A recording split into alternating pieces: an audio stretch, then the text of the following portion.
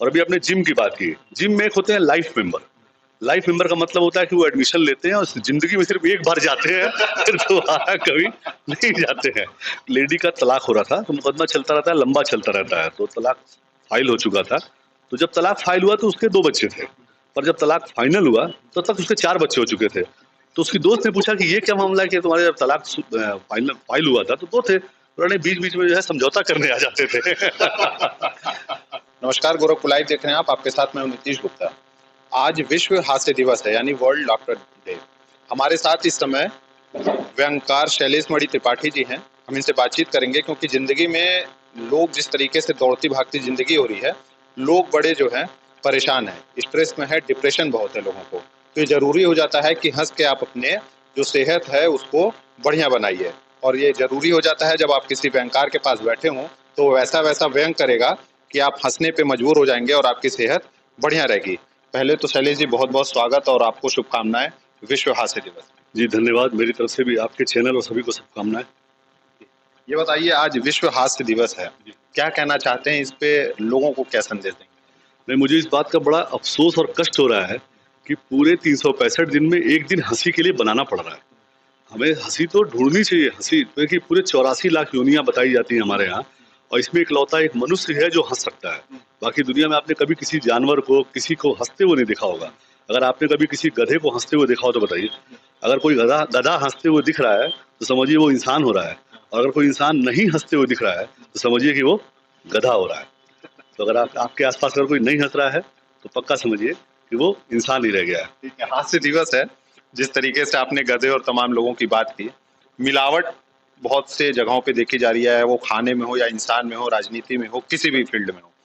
मिलावट को आप किस तरीके से देखते हैं? क्योंकि किसी भी व्यंगकार से जब कोई व्यंगकार को किसी सुनता है तो सामने वाले को ये जरूर एहसास होता है कि एक ऐसा व्यंग मारेगा कि आदमी खुद ब खुद जितना भी सीरियस हो हंस देगा।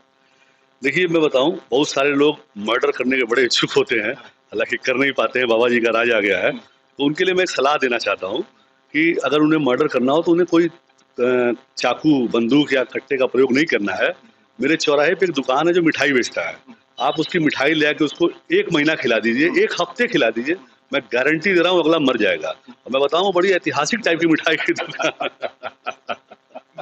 वो बड़ी ऐतिहासिक टाइप की मिठाई की दुकान है। मुझे तो लगता है कि जो हमारा स्वतंत्रता संग्राम आंदोलन चला था ना, उसमें उस मिठाई की दुकान का या उस तरह की दुकानों का बड़ा रोल रहा है। जो गांधी जी के बारे में कहते हैं ना, गुड़ नहीं खाते थे, गांधी जी ने अंग्रेजों को वही वाली मिठाई खिलाई थी और उसमें अंग्रेज मरे और देश छोड़ के भागे। लेकिन एक चीज बताऊं, एक अभी भी चीज ऐसी बाकी है इस दुनिया में, खासकर इंडिया में, जो बिल्कुल, जिसमें बिल्कुल भी मिलावट नहीं है, वो 100% प्योर है। आप उसका कभी भी चेक कर सकते हैं। मैं प्रणाम करता हूँ उस विभाग को और उस डिपार्टमेंट को जिसकी वजह से 100% मिलावट नहीं है, वो है बिजली विभाग। उसका जो करंट आता है ना, उसमें जरा भी मिलावट नहीं है। कोई कभी भी चेक करके देख ले तो उसमें बिल्कुल मिलावट नहीं है, तुरंत मालूम हो जाएगा। ये जरूरी हो जाता है जब आप बैठेंगे किसी व्यंगकार के पास, तो आप जितने भी गंभीर क्यों ना हो, वो ऐसा व्यंग करेंगे कि आप हंसने पे मजबूर हो जाएंगे। और आप देखिए कि एक मिलावटी पे हमने सवाल पूछा और वो किस तरीके से घुमा के किसी मिठाई की दुकान पे गया और आपको हंसने पे मजबूर कर दिया, बिजली के टॉपिक पे लाके। अच्छा, ये बताइए कि वकील साहब का कुछ मुद्दा उठा था बीच में, उस पर भी आप कुछ अपना तैयार की तो वो क्या?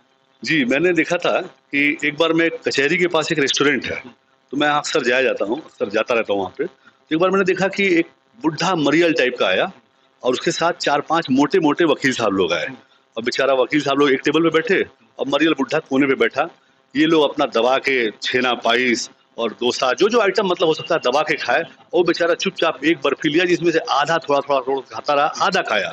उसके बाद ये लोग डकार मारते हुए लास्ट में कोल्ड ड्रिंक वोल्ड ड्रिंक पी के डकार मारते हुए निकल गए, और उसका बुढ़ा उठा और चुपचाप जाके पेमेंट किया।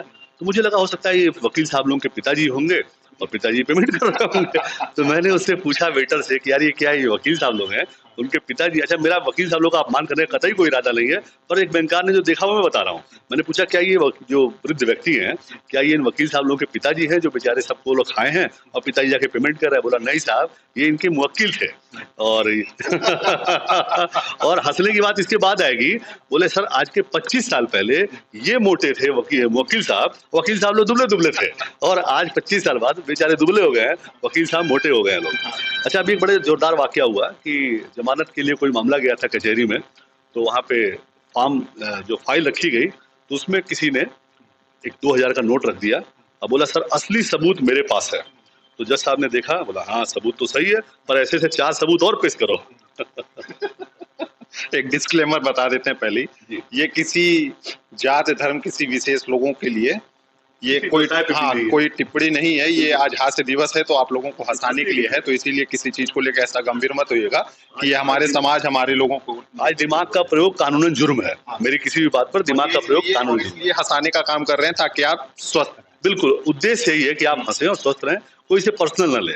जी। अच्छा, नोटबंदी को बहुत साल हो गए, नोटबंदी का जब ऐलान किया था पीएम मोदी जी ने, उसके बाद बहुत सी चीजें बदली, सही भी हुई। आपको क्या लगता है कि चीजें सुधरी, बदली, या आपने भी उस समय तमाम लोगों को देखा, उस समय आपने क्या ऑब्जर्व किया? देखिए नोटबंदी 2016 में संभवतः हुई थी, पर आज भी अगर कभी कोई मैसेज आ जाता है कि आज पीएम साहब आज रात में 8 बजे कोई घोषणा करेंगे, बल्कि समझिए एक नया ही कैलेंडर शुरू हो गया, नई एक टाइमिंग शुरू हो गई, आज रात 12 बजे। एक अलग ही एक सिनेरियो चेंज हो गया। तो आज भी कोई मैसेज अगर आता है कि मोदी जी या बोलते हैं कि आज रात मैं घोषणा करूँगा, तो लोगों के हार्ट अटैक आने की नौबत आ जाती है। मुझे याद है जब नोटबंदी हुई थी तो आपको शुरू में याद होगा कि बड़ी दिक्कत थी, क्राइसिस थी, नोट की बड़ी प्रॉब्लम होती थी। 2000 रुपए केवल निकाल सकते थे आप और उसके लिए पब्लिक मारे-मारे फिर रही थी। तो एक आदमी बहुत परेशान हो गया, तो उसके अपने ज्योतिषी के पास गया। बोला मालिक मैं बहुत परेशान हो चुका, मुझे नोट मिला नहीं, क्या करें कि नोट मिल जाए?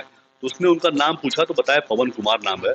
बोले पीली शर्ट पहन के पंजाब नेशनल बैंक के पूरब के किसी एटीएम पे जाओ तो तुमको आज मिलने का योग है। पवन जी आपका नाम पौ से है तो पीली शर्ट पंजाब नेशनल बैंक और पूरब का एटीएम। ये चले गए और किस्मत की बात देखिए, भीड़ लंबी लाइन लगी थी, इनको नोट मिल भी गई 2000 की। तो ये बाहर निकले और इनकी आंख से आंसू झरने लगे। तो 2-4 नेता टाइप के लोग खड़े थे, आप समझ रहे हैं उस समय सारे नेतागिरी नेता चटकाए हुए थे, अपना नेतागिरी चटकाए हुए थे। कोई कुर्ता फाड़ के घूम रहा था, कोई खाली लाश गिन रहा था, कोई भी लाश गिरती थी वो कहता था कि बस बस ये नोटबंदी में मरा है। वो केवल कब्रिस्तान में घूमूं लाश खोज रहा था, नाम लेने की जरूरत नहीं है। तो वहां पे पहुंचा एक नेता, बोला देखिए बेचारा इतना दुखी हुआ, इतना खुश हुआ नोट पाके, इसके खुशी के आंसू बह रहे हैं। तो बोला नहीं नहीं इसलिए नहीं आंसू बह रहे हैं, एक्चुअली मेरा 2000 रुपया निकला और मेरी 3500 की साइकिलिया को मार ले गया। लेकिन इसमें एक टिप्पणी मुझे बहुत अच्छी लगी एक व्यक्ति की। उसने कहा कि क्या हुआ मेरी साइकिल, लोग चिढ़ाने लगे, बताइए आपकी साइकिल गायब हो गई, ये करिए वो करिए। बोला अरे कोई बात नहीं, साइकिल गायब हो गई तो महात्मा गांधी ने देश के लिए घास की रोटी खाई थी, तो मैं एक साइकिल की कुर्बानी तो दे ही सकता हूँ। और उसके बाद पता नहीं क्या हुआ, वास्तव में साइकिल गायब ही हो गई मार्केट से। अच्छा ये बताइए, मोटापे को लेके बड़ा लोग परेशान होते हैं। आजकल बाजारों में उन्हीं की रौनक भी है, मोटापा कम करें, कहीं भी जाइए, जिम लगातार लोग इसीलिए खुल रहे हैं। पहले लोग दंड पेलते थे या लोकल तरीके से जो भी चीजें को देसी तरीका अपना के अपना मोटापा या सेहत को बेहतर बनाते थे। आप इस चीज को किस तरीके से देखते हैं, मोटापे को लेके जिस तरीके से लोग बहुत ही अवेयर? नहीं, निश्चित रूप से बहुत बड़ी खतरनाक बीमारी है, पूरे विश्व में बढ़ रहा है। और अभी आपने जिम की बात की, जिम में एक होते हैं लाइफ मेंबर। लाइफ मेंबर का मतलब होता है कि वो एडमिशन लेते हैं और जिंदगी में सिर्फ एक बार जाते हैं, फिर दोबारा कभी नहीं जाते हैं। कुछ होते हैं मंथली मेंबर, वो महीने में एक बार जाते हैं। एनीवे, मोटापा घटाने के लिए मैंने जो अपने तरीके से देखा है, ये ऐसे मोटापा घटेगा नहीं, ये बड़ी खतरनाक चीज है, एक बार आ जाती है तो जल्दी जाती नहीं है। मोटापा घटाने के कुछ 2-3 फार्मूले हैं। जैसे कुछ लोग क्या है फालतू में सुबह दौड़ते हैं, टहलते हैं, ऐसे नहीं होगा। आप दौड़िए, पर जैसे मैं बता रहा हूँ वैसे दौड़िए। आप दौड़िए तो पहले अगल बगल कोई आदमी जा रहा हो उसका मोबाइल छीन के दौड़िए। आप भी दौड़ेंगे? वो फिर वो अकेले नहीं दौड़ेगा, वो चिल्लाते हुए दौड़ेगा। 500-700 लोग आपके पीछे दौड़ेंगे और आपका हो सकता है 10-5 किलो तो उसी दिन कम हो गया। और कहीं अगर पकड़ लेगा तो हो सकता है कि पूरा का पूरा मोटापा ही गायब हो जाए। अच्छा, वो भी अगर आपको रिस्की लग रहा है तो आपको मैं एक बहुत सरल उपाय बता रहा हूँ। आप किसी रिश्तेदार को एक मोटा उधार दे दीजिए, उसके बाद क्या होगा, वो मोटा हो जाएगा और आप दुबले हो जाएंगे। उसके बाद जो थाना कचहरी होगी, बवाल होगा, पंचायत होगी, नाटकबाजी होगी, फिर आपको 100% आपका मोटापा झड़ जाएगा। और अगर वो भी उससे भी नहीं ठीक हो रहा है तो यदि आप कुंवारे हो तो शादी कर लें,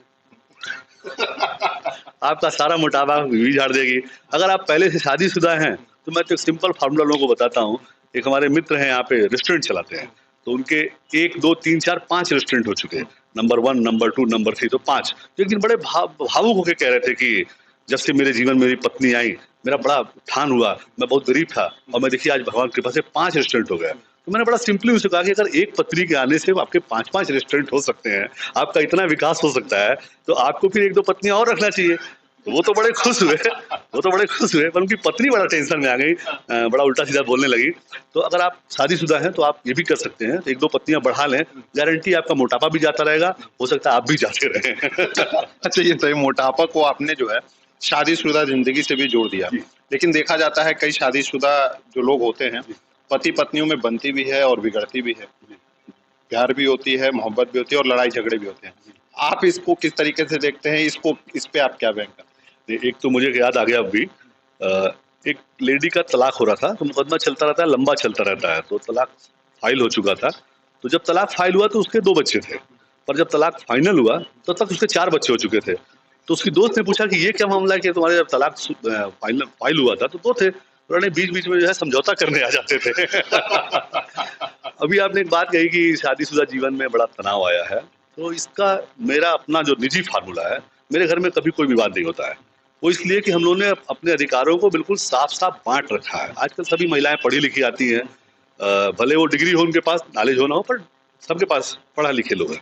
तो मैंने हमारे घर में बिल्कुल स्पष्ट बँटवारा है। मेरे घर में जो छोटे फैसले होते हैं, वो मैं लेता हूँ।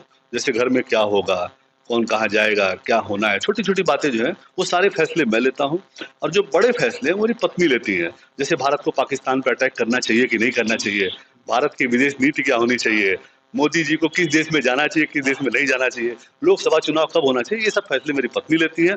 स्पष्ट बँटवारा है, मेरे घर में कभी कोई विवाद नहीं होता है। अगर आप भी इसका फ़ॉलो करें, तो आपके घर में भी कोई विवाद नहीं होगा। हैं? तो वोट भी किसको देना है ये भी तय होता होगा। अब वो मैं लेता हूँ, छोटा फैसला है ना वो। अच्छा, ये बताइए वैलेंटाइन डे को लेके तमाम जो युवा और मतलब जितने युवा हैं, वो काफ़ी जो है एक्साइटेड रहते हैं कि फरवरी मंथ आते ही जो है काफ़ी लोगों में प्यार जागने लगता है और ये पूरा 1 हफ्ता जो है वैलेंटाइन वीक का चलता है। किस तरीके से आपको देखते हैं कि ये ज़रूरी होता है प्यार का कोई हफ्ता चलना चाहिए? देखिए, एक तो आपने वैलेंटाइन डे याद दिला दिया, तो मेरी दुखती रग याद आ गई। हम लोग का तो बहुत पुराना मामला नहीं है, बट अच्छा ये इकलौता ऐसा त्योहार है, जिसको इस दुनिया का हर आदमी, चाहे वो जिस जाति का हो, जिस धर्म का हो, जिस संप्रदाय का हो, जिस आयु वर्ग का हो, इस पे सब सहमत है कि नहीं ये मनाया जाना चाहिए। इस पे किसी का कोई विवाद नहीं है, हर आदमी मनाना चाहता है। अच्छा, इसका आविष्कार एक्चुअली यहीं हुआ था, इंडिया में हुआ था। ये सब हल्ला मचाते हैं, हमारी तमाम चीज़ों को सब विदेश वाले लेके भागे, योग ले गए, नीम ले गए। उसी तरह वैलेंटाइन डे है, तो हमारे यहाँ एक वैलेंटानंद ऋषि थे, उनकी याद में मनाया जाता है। मट्टुका नाथ जी हैं, मट्टुक नाथ जी के वो गुरु थे, संत वैलेंटानंद जी, उनकी याद में मनाया जाता है। 7 दिन मनाया जाता है, बहुत डिटेल मुझे जानने की ज़रूरत नहीं है। टेडी डे और पता नहीं कौन-कौन से डे, 1 आध डे ऐसे हैं जिनका मैं नाम भी नहीं ले पाता हूँ। हमारे यहाँ वो सब नाम भी नहीं ले सकते, उसको ये लोग मनाते हैं पता नहीं कैसे। तो उनका फाइनल तो वैलेंटाइन डे पे आके खत्म हो जाता है, पर हमारे यहाँ उसके बाद भी कुछ डे होते हैं।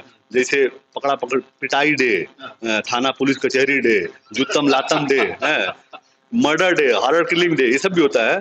बट मुझे जो अपना याद आता है हम लोग के समय में नया-नया वैलेंटाइन का आविष्कार हुआ था। उसके पहले कोई जानता नहीं था वैलेंटाइन। तो एक रंग मूवी आई थी, अविनाश बधावन और हीरोइन थी आशा जुल्का।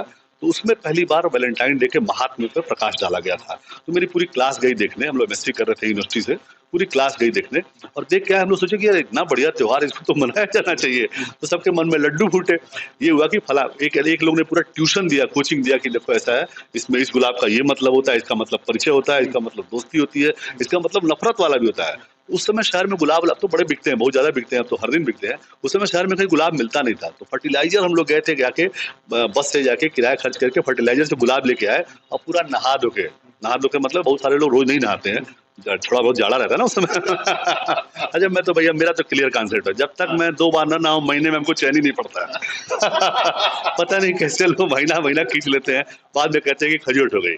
तो हम लोग उस दिन पूरा तैयारी के साथ 4 तरह के गुलाब की चलो कोई तो काम करेगा, 4 गुलाब लेके हम लोग कॉलेज पहुँचे और वहाँ पहुँचे देखे कि सारे सब आए थे, बस लड़कियाँ एक नहीं आई थी। तो हमने अपना फूल उमाकांत को दिया, उमाकांत ने राजेंद्र को दिया, राजेंद्र ने सुरेंद्र को दिया और ऐसे हमारा वैलेंटाइन डे मना। तो मैं जब भी वैलेंटाइन डे सुनता हूँ मुझे वो पुरानी याद आ जाती है। तो इस डे को तो बजरंग दल वाले भी अच्छे से मनाते हैं। हाँ, लाठी में तेल पिला के अपना वेट करते हैं। एक्चुअली क्या है ना वो तब तक मनाते हैं जब तक उनकी अपनी खुद की सेटिंग नहीं हो जाती है। सेटिंग हो गई तो ठीक है, वरना बजरंग दल में शामिल हो जाना है। पर मैं वापस लेता हूँ अपने शब्द को, ये बस मजाक के लिए था, वरना बजरंग दल की लाठियों से मुझे भी डर लगता है। अच्छा, ये बताइए भोजपुरी सिनेमा वालों का कितना योगदान है समाज में? और खासकर जिस तरीके से चीज़ें आधुनिक हो रही है, लोग दौड़ भाग रहे हैं, इस परेशानियों में भोजपुरी क्या आपको लगता है कि लोगों को हंसाने, उनके सेहत को बेहतर करने में अच्छी भूमिका निभा रही है? देखिए, भोजपुरी सिनेमा का इतना बड़ा योगदान है इस समाज में कि आप उसकी गणना नहीं कर सकते। हिंदी सिनेमा ने भारत को एक वर्ड दिया जिसका नाम है दिल, वरना दिल कोई जानता नहीं था। दिल शब्द दिया। आप देखिए, दिल पे तमाम गाने बने हैं, तमाम फिल्म बनी है, हर जगह दिल आ जाता है। उसके पहले दिल नहीं था, जब तक भारतीय सिनेमा नहीं आया था, हिंदी सिनेमा नहीं आया था। भोजपुरी सिनेमा ने भी एक जबरदस्त वर्ड दिया है, जबरदस्त वर्ड है, वो है ढोड़ी। आप कोई आप कोई गाना देख लीजिए, उसमें हर दूसरे गाने में ढोड़ी जरूर आ जाती है। इस गाने के चक्कर में एक साइंटिस्ट पागल हो गया। मैं एक शादी में गया हुआ था देवरिया के पास, वहां एक साइंटिस्ट बेहोश हो गया, मुंह से झाग आने लगा, उसके ऊपर लोग पानी नहीं छिड़के, तो फिर उठा, तो टूटी फूटी भाषा में उसने पूछा हाउ कैन इट पॉसिबल। तो लोगों, वहां सब तमाम टीचर खड़े थे, और टीचर लोग कैसे भर्ती में बताने की जरूरत नहीं है, तो अंग्रेजी सुन के पीछे हट गया। उसमें 2-3 अंग्रेजी के भी टीचर थे, अंग्रेजी सुन के पीछे हट गया। तो एक एमआर था बेचारा, वो थोड़ा बहुत समझा, बोला sir what is problem, sir what is problem. तो उसने बताया कि, फिर हिंदी में उसका ट्रांसलेशन हुआ।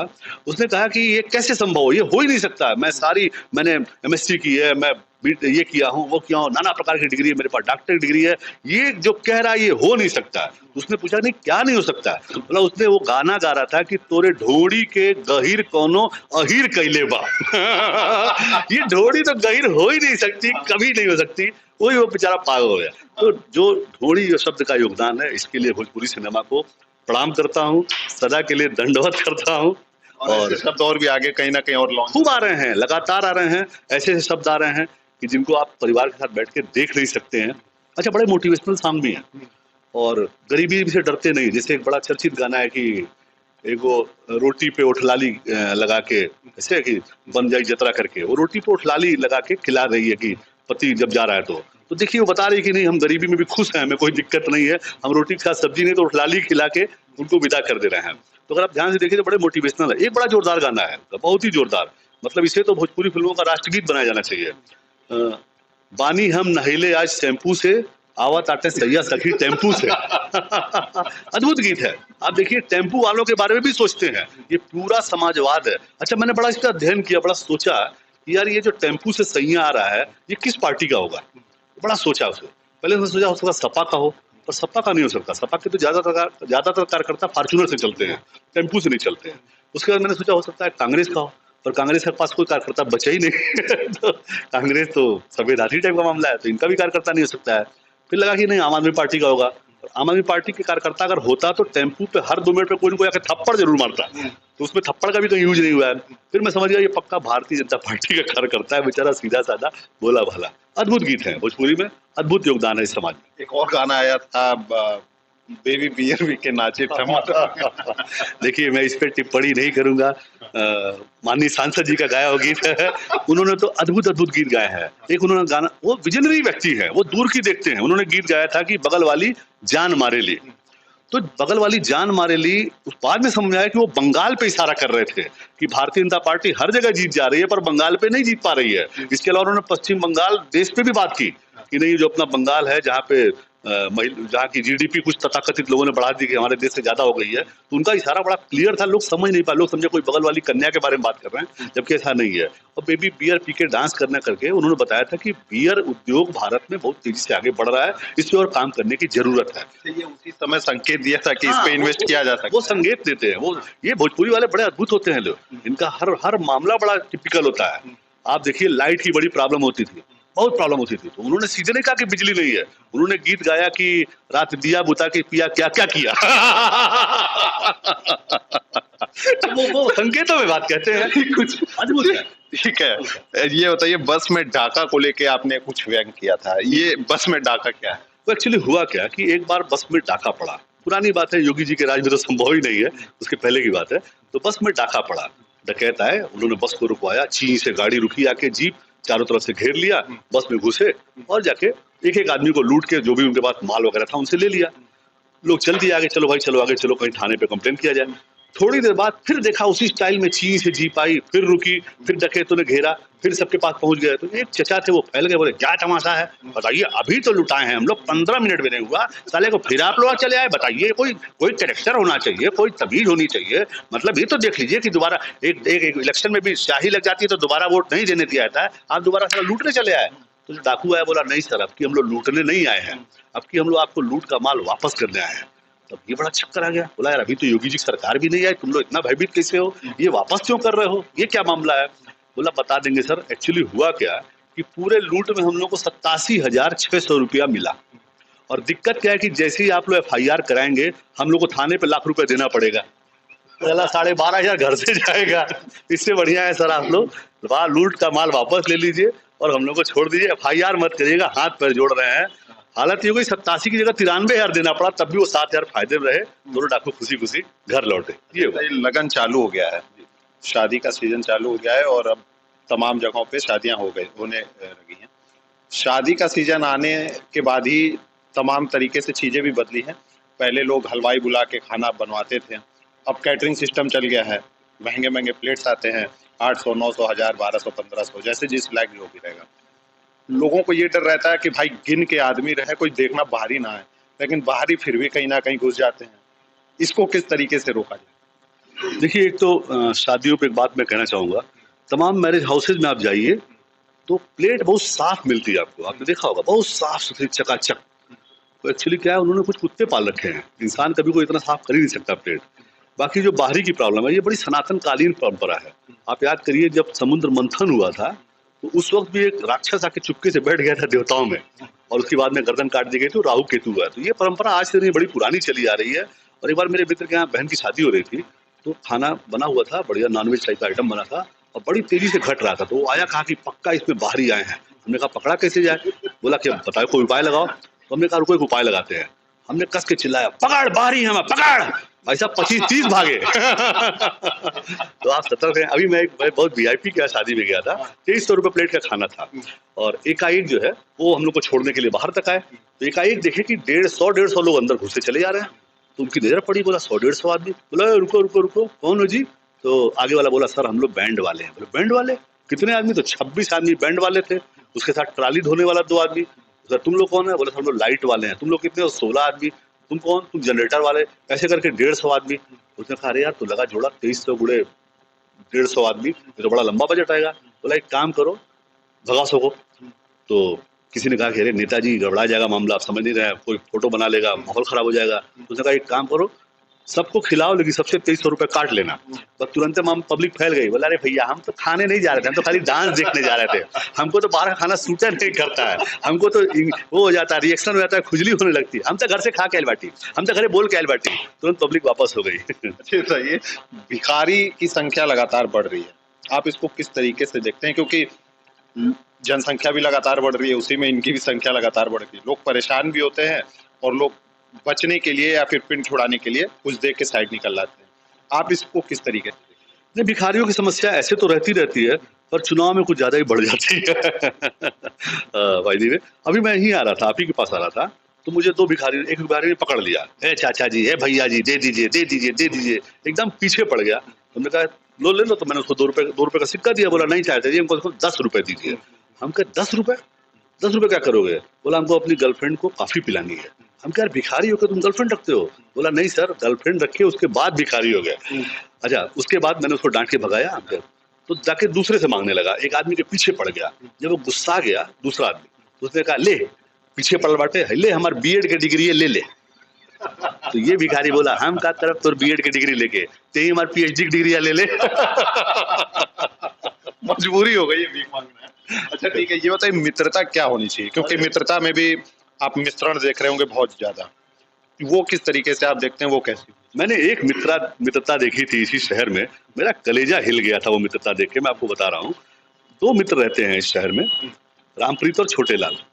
तो रामप्रीत पता नहीं कौन सा बिजनेस करते हैं कि हर दिन उनको लोग मारने आते हैं, हर दूसरे तीसरे दिन बोलेरो टाइप की गाड़ी रुकेगी, उस पर एक स्पेशल पार्टी का झंडा लगा रहेगा, 4-5 कन टुट्टे उतरेंगे उससे मोटे मोटे, और दौड़ा के उसको घर में घुस के मारते हैं। लेकिन भाई साहब अद्भुत बात है कि जैसे ही उसको मारने के लिए लोग आते हैं, वो कूद के छोटे लाल चले आते हैं और उसको बचाने लगते हैं और बचाते ही नहीं है, उसके देहिया पे लौट जाते हैं एकदम, मतलब किसी भी तरीके से उसको एक थप्पड़ लगने, सारा मार बेचारा खुद खाता है, कितनी बार पिटता है लेकिन उसको एक थप्पड़ लगने नहीं देता है। तो इस बात पे समझिए इंद्र भगवान का सिंहासन डोलने लगा। आपको पता है कोई भी अद्भुत बात होती है तो भगवान का सिंहासन डोलने लगता है। भगवान स्वयं नंगे पांव भागे भागे आए, बोले मैं तुम्हारी मित्रता से अत्यंत प्रसन्न हूँ, हमसे वरदान मांगो, लेकिन पहले उसके बाद ये बताओ कि इस मित्रता, इस कलयुग में जहाँ मित्र मित्र का गला काट रहा है, तुम लोग इतने अच्छे मित्र कैसे बने हो? तो छोटे लाल रोने लगे, उनके आंख से अश्रु बहने लगे, कहे मालिक हम लोग कोई मित्र मित्र नहीं है, इस सरवा हमसे 50,000 उधार लिया हुआ है। हम हमको ये लगता है कि कहीं ये मर मरा गया तो हमारा 50,000 रुपया डूब जाएगा।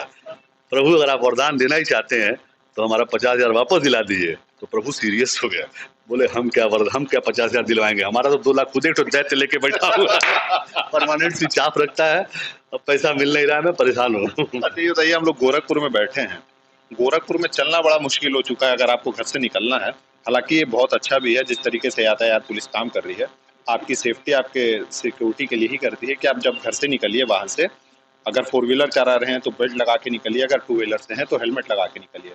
आप इसको किस तरीके से देखते हैं, क्योंकि अगर नहीं लगाएंगे तो चालान कटना है। मैं तो इस रूप में देखता हूँ कि जाम बड़ा फायदेमंद है। जाम अगर पहले लगा होता तो आज देश का इतिहास ही कुछ और होता। आप ऐसे समझिए कि जाम से लुटा पिटा आदमी जब घर पहुंचता है, जैसे आदमी बिल्कुल घर पहुंचता है तो पहला काम करता है उसकी बीवी उसके ऊपर कटकटा के पड़ती है। अब होता क्या है, वो जाम से पहले ही परेशान है, इतना चिल्ला चिल्ली है, रिक्शा है, फलाने, हटाओ किनारे, लगाओ किनारे, ये सब कर वर के इतना बेचारा थका रहता है कि जब वो घर जाता है, बीवी कुछ कटा कटा के बोलती भी है तो जवाब आप देता नहीं है, तो घर में शांति बनी रहती है। अगर वही बिल्कुल फ्रेश होकर पहुंचे तो बीवी जैसे ही बोलेगी ये भी चढ़ बैठेगा, फिर पता चला मारपीट झगड़ा तलाक सब शुरू हो जाएगा। तो पहला फायदा कि जाम ज्यादा होने की वजह से तलाक बहुत कम हो रहा है, पहला फायदा। दूसरा फायदा, अगर ये जाम उस समय लगा होता जब हमारे देश में विदेशी आक्रांताओं ने आक्रमण किया था, तो आप इमेजिन करिए कि तैमूर लंग फंसा हुआ है जाम में, उसके सिपाही अलग फंसे हुए हैं, उसी में कौन आता मार के चला जाता है। आप समझिए देश का इतिहास ही कुछ और होता है, पर दुर्भाग्य से आज ये लग रहा है, उस समय लगा होता तो आज हमारा देश, पूरा विश्व हमारा देश होता, किसी देश का कब्जा नहीं होता। जाम को प्रमोट करने की जरूरत है, बाकी हम तो नहीं पर बहुत सारे लोग जाम को प्रमोट कर भी रहे हैं।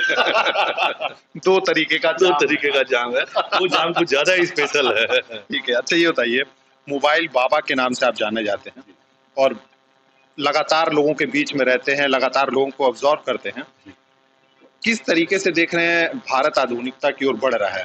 या आधुनिकता लोगों को सही में आधुनिक बना रही है या फिर और हम लोग पीछे जा रहे हैं? देखिए कुछ मामलों में तो हम बहुत आगे बढ़ रहे हैं, पर कुछ मामलों में बहुत पीछे हो रहा है। वो आदमी जो फेसबुक पे अपनी मदर्स डे पे माँ की फोटो लगाता है, वो कभी माँ का हालचाल भी लेने नहीं जाता है, तो डुप्लीकेसी बहुत ज्यादा है। हो सके तो इंसान बन जाइए। और मैं एक छोटा सा संदेश भी इसी बहाने देना चाहता हूँ कि जो हंसता है, ये वर्ल्ड लाफ्टर डे की बात नहीं है, हमेशा की बात है, कि जो हंसता है उसके लिए प्रभु, उसकी, वो वास्तव में ईश्वर की आराधना कर रहा होता है। यह भी एक पूजा का रूप है, हंसना। तो अगर वो हंसता है तो ईश्वर की आराधना करता है, और अगर इस दुनिया में कोई किसी को हंसाता है तो ईश्वर उसके लिए आराधना करते हैं। तो अगर हो सके तो हंसाइए किसी को, हंसा नहीं सकते हैं तो हंसिए, वो भी नहीं कर सकते तो रोने मत किसी को दीजिए, आपकी वजह से कोई रोए मत, इसलिए हो सकता है तो हंसाइए, लोग को खुश रखिए। ठीक है, एक और सवाल बस कि व्यंगकार और कॉमेडियन, इन दोनों में क्या अंतर है? क्योंकि बहुत लोग कंफ्यूज रहते हैं कि कॉमेडियन और व्यंगकार क्या होते हैं। व्यंग जैसे आपने व्यंग मारा और कॉमेडियन अपना अलग काम करते हैं, इन दोनों लोगों में अंतर है? जितना मैं समझता हूँ कॉमेडियन का बेसिक मतलब ये हुआ, सेंसलेस भी हंसी आ सकती है उसके में। एक कॉमेडियन के कार्यक्रम में कोई जरूरी नहीं, कोई लॉजिक नहीं है, ऐसे भी हंसी आ सकती है। जैसे गोविंदा साहब की तमाम फिल्में हुआ करती थी, जानी लीवर साहब की तमाम फिल्में थी, जिसमें आपको जरूरी नहीं कि कहीं कोई किसी व्यवस्था पे चोट हो रही हो। व्यंग का मतलब हो कि जो चुभाए, जो किसी व्यवस्था पे अटैक करे। व्यंग्यकार ज्यादा जीवंत है, ज्यादा आवश्यक है इस सोसाइटी के लिए। कॉमेडी के लिए जरूरी नहीं कि वो सही सोच में हो, कुछ भी कारण हो सकता है। हंसी किसी, कोई सड़क पे गिर रहा हो, केला के छिलके पे फिसल के, आपको हंसी आ सकती है, पर एक व्यंग्यकार उस केले के छिलके के गिरने की कथा बनाएगा कि क्या सोसाइटी ने किसने फेंका, कैसे क्या हुआ। तो दोनों में बड़ा माहीन फर्क है, लेकिन बड़ा जिम्मेदार, बहुत बड़ा फर्क है।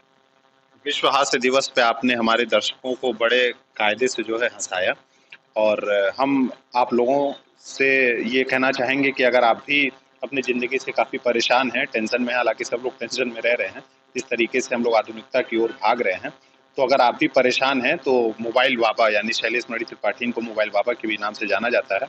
इनसे अगर आप कोई सवाल, कोई व्यंग इनसे सुनना चाहते हैं या फिर जानना चाहते हैं तो आप हमारे कमेंट बॉक्स में अपने सवाल या अपने जो भी टॉपिक हो उसको दे सकते हैं, ये उस पर जवाब देंगे और जो भी चीज़ें हों आप उनसे पूछ सकते हैं। शैलेश जी, आप उनसे जुड़े, आपका बहुत बहुत धन्यवाद। बहुत बहुत धन्यवाद आपको और आपके सभी दर्शकों को धन्यवाद।